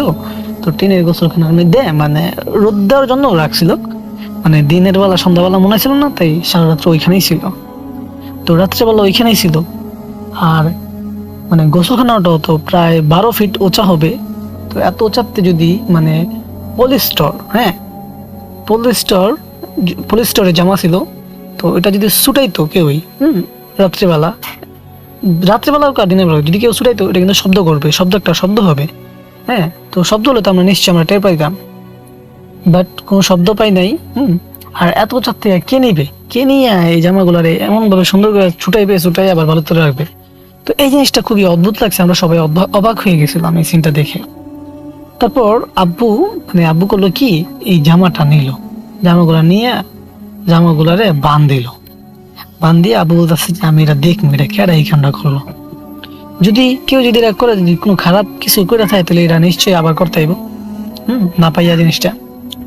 তো আব্বু করছে কি, মানে আমাদের বাড়ির উঠানে দড়ি আছে না, দড়িতে ইটা বান্ধা রাখছে, জামাটা বাইন্দা সন্ধ্যার পরে 8টার পরে বাইন্দা রাখছিল। আসে পরে আব্বুকে আজকে দেখবো এটা কি হয়। তারপর যখন প্রায় রাত্রি 1:30 থেকে 2টা বাজবে, তখন আব্বুর প্রচন্ড পরিমাণে প্রস্রাবে চাপ দেয়। ও টয়লেটে চাপ দেয় মতো। তখন আব্বু যখন আমাদের গোসলখানার এখানে আসবে, তখন মানে প্যান প্যানায় কথা বলতে, নাকে বেজায় কথা বলতে যেমন শব্দ হয় না, এরকম শব্দ হইতেছে দুইজনের শব্দ হইতেছে। আব্বু লক্ষ্য করলো যে মানে অনেক খাটো টাইপের, ঠিক আছে, অনেক খাটো টাইপের দুইটা জিনিস। মানুষ বলে তো ভুল হবে, কারণ যদি মানুষ খাটো হয়, মানুষ খাটো হয়, বাট সে অনেক খাটো ছিল। আর তাদের মাথাগুলা বিশাল বড় ছিল, তাদের মাথাগুলা মানে অনেক বড় ছিল। দুইজন মানুষ, হ্যাঁ, মানুষের মতো, ঠিক আছে। তো আয়শা গুলো কি মানে যে তারের মধ্যে ঝোলানো ছিল, দড়ির মধ্যে যে ঝোলানো ছিল জামাটা, ওই জামাটারে দুইজনে মানে হাতটারে যেমন বড় করে ছুটাই লইয়ার পরে দুইজনে এই জামাটা নিয়ে টানাটানি করতেছে। আর টানাটানি করতে করতে মানে প্যান করে কি জানি বলে, হ্যাঁ, গেন কি জানি বলে। আর হচ্ছে মানে প্রচন্ড পরিমাণে মারামারি করতেছে জামা নিয়ে, হ্যাঁ ছিড়বো মানে এরকম কথাতে ছিঁড়া ফেরা টুকরা করে নিল। আব্বু দেখলো যে ছিঁড়া ফেরা নিল। তারপর সে দুজনে মানে তর্ক করতেছে, মানে হ্যাঁ রে ধমকাইতেছে, কি জানি কইতেছে, ওদের বাসা কি আর বোঝা যায়, প্যান করে কি জানি বলতেছিল। তখন দূর থেকে আরেকটা এরকম টাইপের আসে, হ্যাঁ, তারও মাথা বিশাল বড়, কিন্তু দেখলাম সে যে আসতেছে তার মাথাটা চলতেছে নিপতেছে, হ্যাঁ, এরকম। আব্বু দেখলো জ্বলতেছে নিপতেছে। তো এটা দেখার পরে আব্বু করলো কি, আরো সাইড হয়ে দেখতেছে কি ঘটনাটা হইতেছে। তখন ওই মানে বড়টা যখন আসলো, মানে স্বাভাবিক ওই দুইটার থেকে একটু বড় ছিল ওই জিনিসটা, আর একটু মানে দেখে মনে হচ্ছিল যেটা একটু বয়স্কর। তো ওইটা আসার পর ওই দুইটাকে মানে প্যান করে কি জানি বললো, আর ওই দুইটা ঠান্ডা হওয়ার পর তারপর ওই দুইটা আছে না, ওই বড়টায় মানে ওই একটার কান্দে ধরছে আর আরেকটার কান্দে, মানে দুই কান্দে ধরছে, বুঝছেন, বড়টায় দুইটা তিনোটা একসাথে হাঁটতে যেতেছে। আর তিনোটার মাথা, বড় মাথাগুলা জ্বলতেছে নিমতেছে। হাঁটতে তারা মানে বিটা বাড়ির দিকে চলে গেল, গিয়ে গায়েব হয়ে গেছে।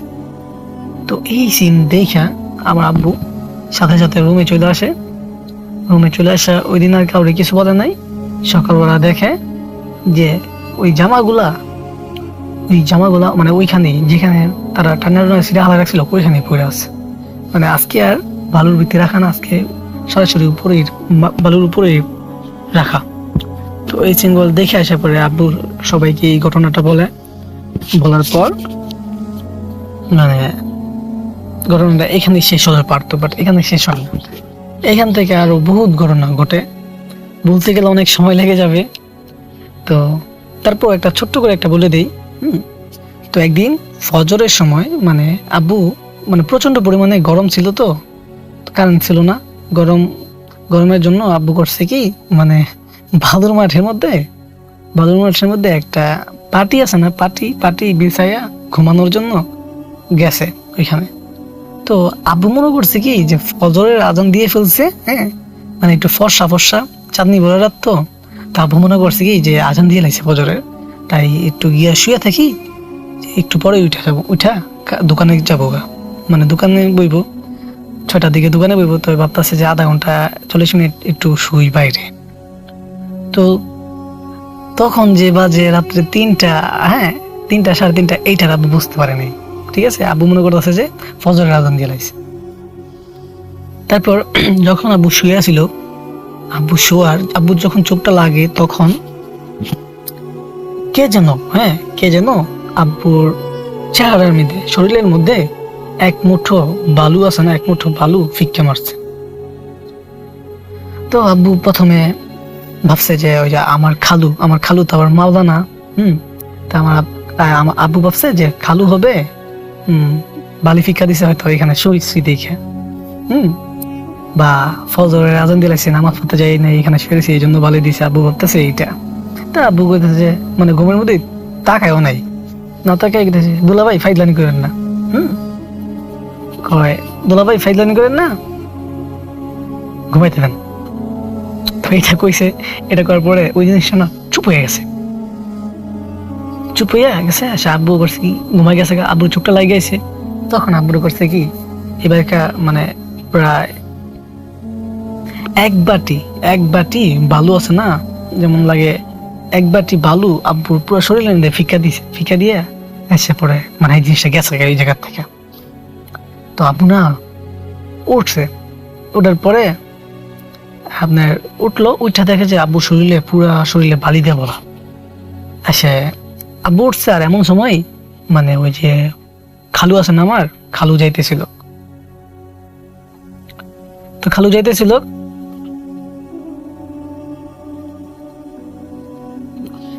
সরি আমি মানে খালু না, আমার ফুপা হবে, হ্যাঁ। তো আমার ফুপা যাইতেছিল, আর আব্বু বলতেছে যে দুলাভাই এটা কি আপনি ঠিক করলেন? আমি এখানে শুয়ে রয়েছি, আপনি আমার এরকম বুইরা বেড়ায় আপনি আমার বালুরে দিয়ে গেলেন। পরে ফুপা বলতেছে হ্যাঁ ধর্মিয়া কি বলো, আজান দিছি একটু আগে, আমি এখন নামাজের জন্য রওনা দিছি, আমি তোমার বালু দিতে যাবো কি লেগে, আর তুমি এই জায়গাতেই বাস করেছো কি লেগে? পরে কয় আপনি আমার বালু দেন নাই? পরে কয় যে না আমি দিব কেন? আসে পরে কয় যে তাহলে আমার যে 1-1.5 ঘন্টা আগে বালু দিল, আর দান এখন যদি ফজর, আব্বু বলতেছে এখন যদি ফজর আজান দেয় তাহলে 1-1.5 ঘন্টা আগে বালু দিল কি আমার? আব্বু বলতেছে এই কথা। তারপর আব্বু বলতেছে যে আমি তো ভাই দুলা ভাই, আমি তো মনে করছিলাম যে আমি মনে করছি যে ফজর আজান দিয়ে লাগছে, যার কারণে আমি এখানে একটু শুইছি, কইছি যে একটু পরে দোকানে চলে যাও।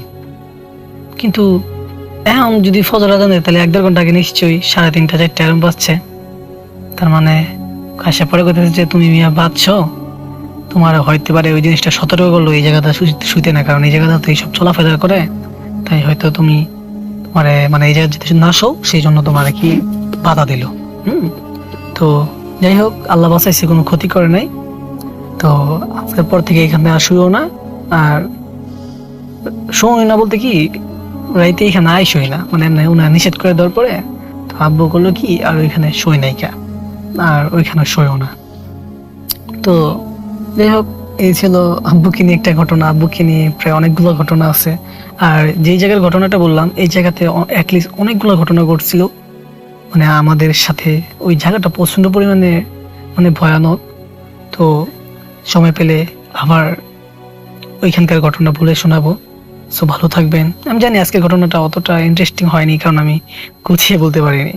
আসলে যেটা নিজের সাথে ঘটে সেটা সুন্দর করে বিশ্লেষণভাবে বলা যায়, বাট যদি অন্য কারোর কাছে থেকে শোনা হয় তাহলে সেটা কিন্তু অতটা পারফেক্টলি ভাবে বলা যায় না। তো যদি ভালো করে না বলতে পারি তার জন্য আই এম সরি, আমাকে সবাই ক্ষমার দৃষ্টিতে দেখবেন, আর ভালো লাগলে সবাইকে শোনাবেন। খুদাহাফেজ, আসসালামু আলাইকুম। 2024 সাল শেষ হয়ে আসছে, 2025 আমাদের দ্বার প্রান্তে। অনেক সম্ভাবনার একটি বছর, অনেক ঘটনাবহুল একটি বছর হতে যাচ্ছে 2025। 2024-এ যে স্বপ্ন ছিল আমাদের, তার বাস্তবায়ন আমরা করতে চাই 2025-এ। 2025 আমরা ভূত.com-এর পক্ষ থেকে সেলিব্রেট করতে চাই একটু অন্যরকম ভাবে, আর সেই জন্যই আপনাদের কাছ থেকে প্রচুর ঘটনা চাই, এবং সেই ঘটনাগুলো যত দ্রুত সম্ভব আমাদের লিখে পাঠান বা অডিও ক্লিপের মাধ্যমে পাঠান। আমাদের ইমেল অ্যাড্রেস russell.bhutan bhuth.com@gmail.com। আজ এই পর্যন্তই, কথা হবে আবারও আগামীতে। সেই পর্যন্ত সবাই ভালো থাকুন, সুস্থ থাকুন, মোস্ট ইম্পর্টেন্টলি ভূত.com-এর সাথে থাকুন।